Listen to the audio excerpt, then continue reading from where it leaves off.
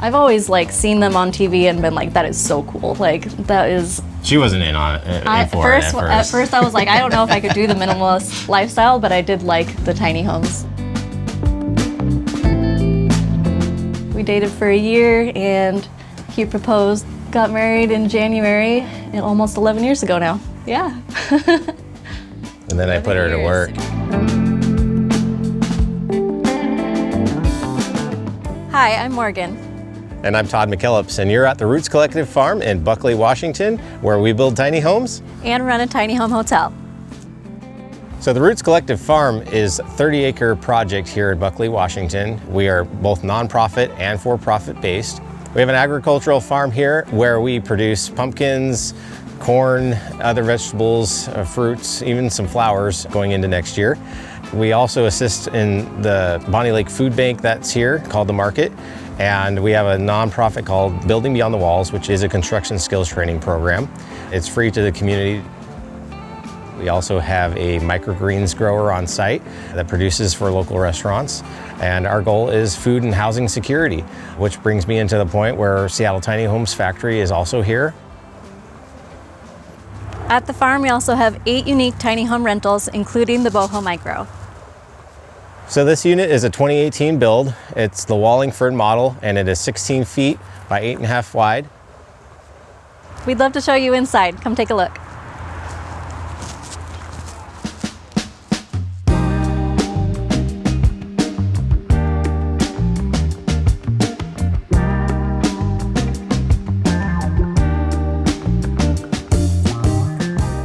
Welcome to the Boho Micro. This unit sits at 136 square feet, and we call it the Boho Micro for a reason. It is very boho and very micro. Even though it is small, it is still very comfortable and inviting. As you come in, it's very spacious with the vaulted ceilings. There is a futon that sets up this tiny home to sleep up to 4 people. Over here we have a ship's ladder, so it has the side step, so it's really easy to climb, a lot more like a staircase rather than a ladder, and gets you the access to the loft where we actually have designed a swivel TV so you can actually view it from down here as well as up in bed if you wanted to. On this side of the house, we have our kitchen, along with an L-shaped countertop here for you to have your meals or work. And on the other side of the house, we have a desk area here with a unique little window where you can look out as you're working throughout the day and enjoy the view of us building tiny houses.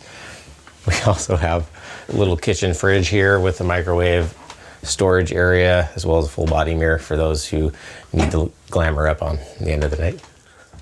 And at the back of the house, we have our bathroom. Large enough for a sink, and we have a flushing toilet and a stand-up shower on this side.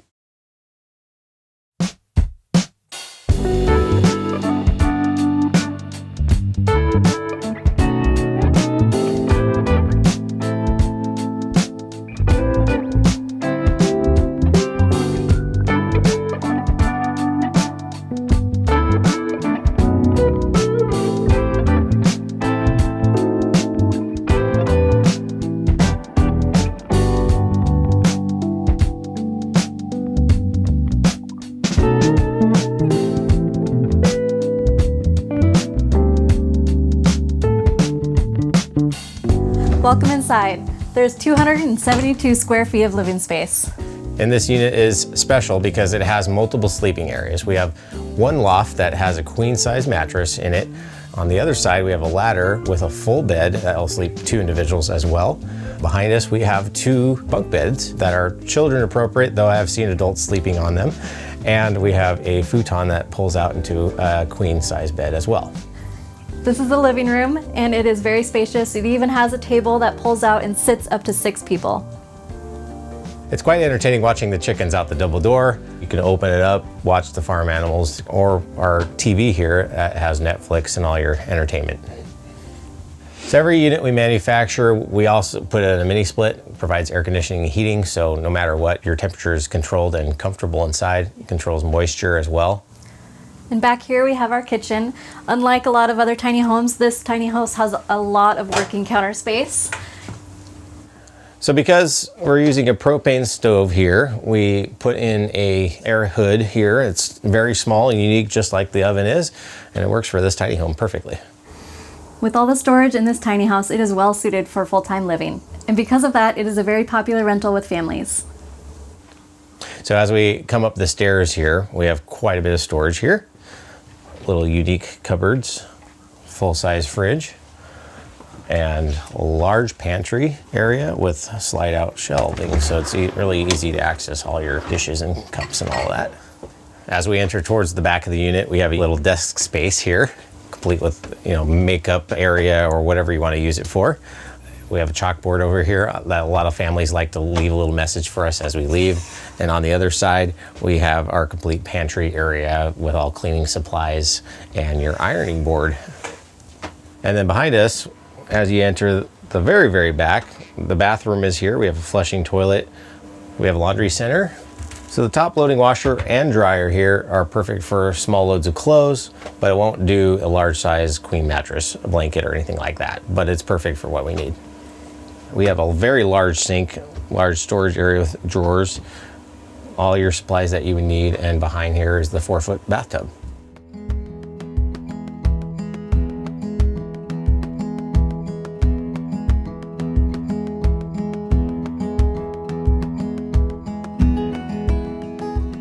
We were blessed to buy the farm up here towards the end of 2020.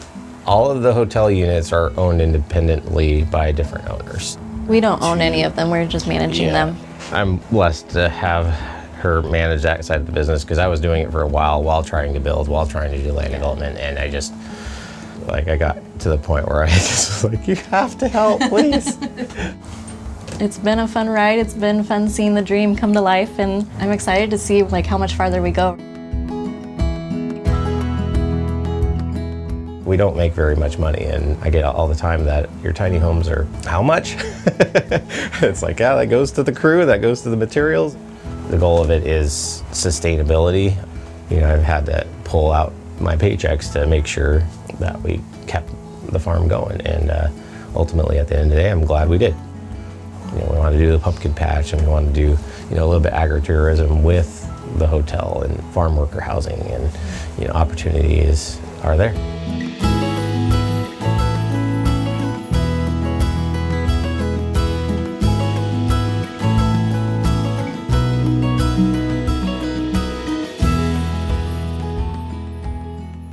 We at Seattle Tiny Homes believe in housing for all. So we build travel trailer style homes, which are 8.5 wide, or we build park models, which are 10 feet wide and up to 40 feet long. So we have 2 production facilities where we manufacture these. Right now we have 3 in production here at this one location, 1 that's being produced at our other location, and we have got a couple trailers on order. So here we have a 10 by 40 park model that we just completed. It's the Fremont model. It is one of the most popular models that we have. One of the most spacious units that we've built. Great for full-time living, aging in place.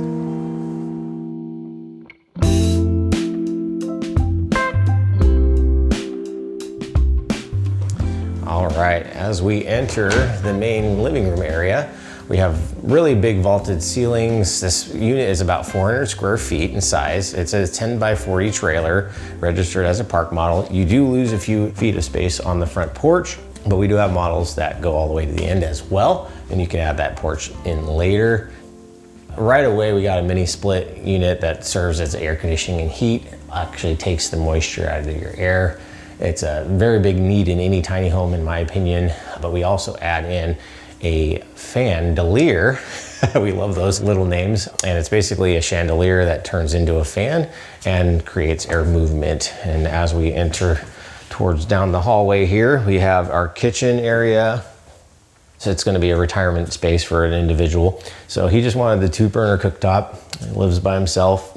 There's a over the hood fan and a microwave. We do all our custom butcher block cuts in-house. Big sink, lots of little accessories to that sink, cutting board.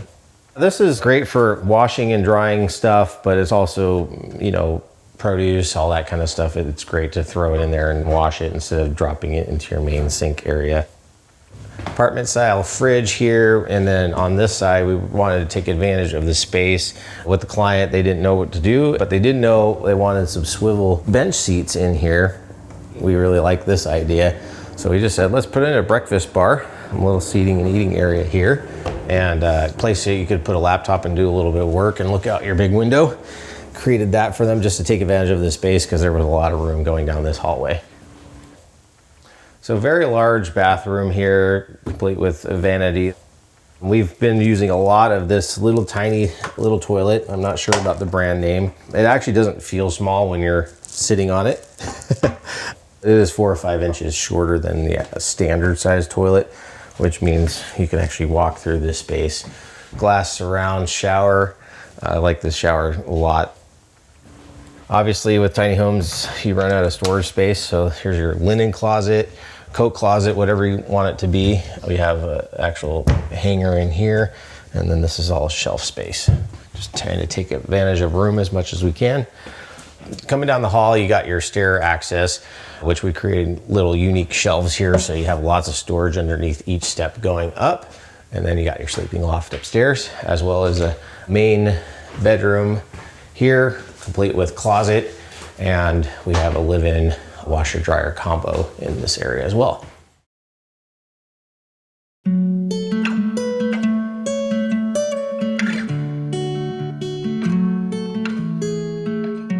Lifetime story of housing problems in the family. In 2005, I was injured with Pierce County Sheriff pursuing a law enforcement career, and it resulted in struggling to basically make ends meet. Later just turned into a hustle of running different businesses, but along the way, I believe God put people in my pathway that led me towards this mission, which was in 2010, I was actually challenged by a mentor of mine, and he said, you need to do something that's going to go and change the world. Look at what is the world's biggest problem that's impacted your own life as well.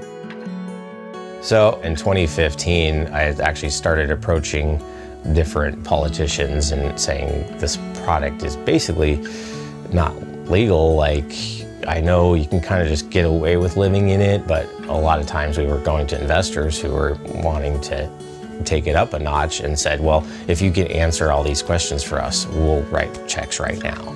So I had to go back to the drawing board multiple times, and it just came down to they weren't a legal product. In Washington, you weren't even allowed to live in the RV for more than 180 days, and that was in the state RCWs. I was like, well, we really need to solve all these issues, otherwise we're just going to constantly be struggling to make ends meet. 2016, I, on a whim, went to a town hall meeting. Senator Zeiger was there, Eleni and Joyce, who were House of Representatives. Waited to the very last minute because I work better under pressure. They were like, 5 minutes, we're gonna get started, everybody take their seats. And I went up and introduced myself to one of the House of Representatives members and said, this is what I'm trying to do.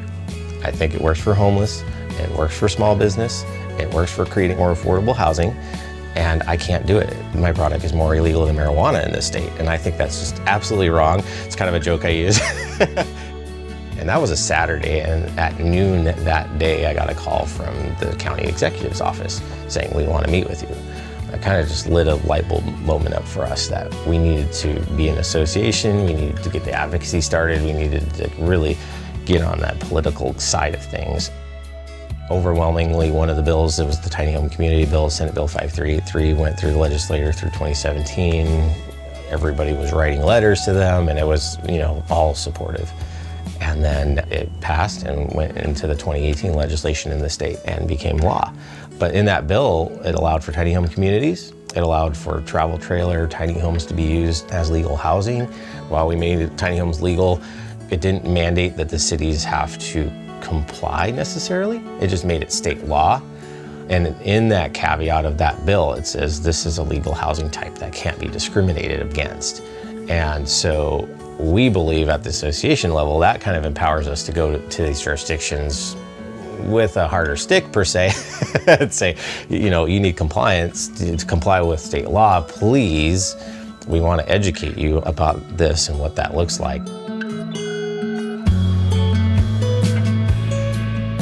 We also run the Washington Tiny Homes and Tiny Houses Facebook group and that's over 7,000 people on there. And it's just a great resource of, hey, I have a spot available, you know, trying to rent it out to somebody as a tiny home, or someone saying, I'm moving from Tennessee to Washington and I want to buy a tiny home, and where can I put one? And asking all those questions and just being community. That's what ultimately I'm trying to inspire here.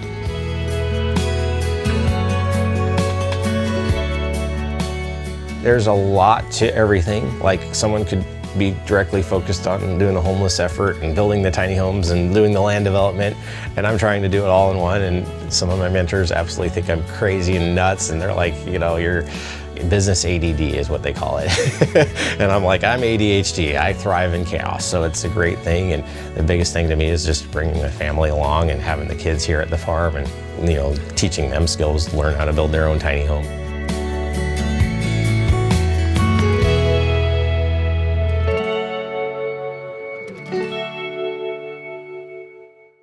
Thank you for watching our video and for stopping by Tiny House Expedition. I'm Alexis. And I'm Christian. Don't forget to like, comment, and subscribe. And for more tiny home tours and stories, click the videos below. And join us on Instagram for bonus content, including face-to-face conversations with us. We hope to see you there. All right. Thanks, guys. Have a good one.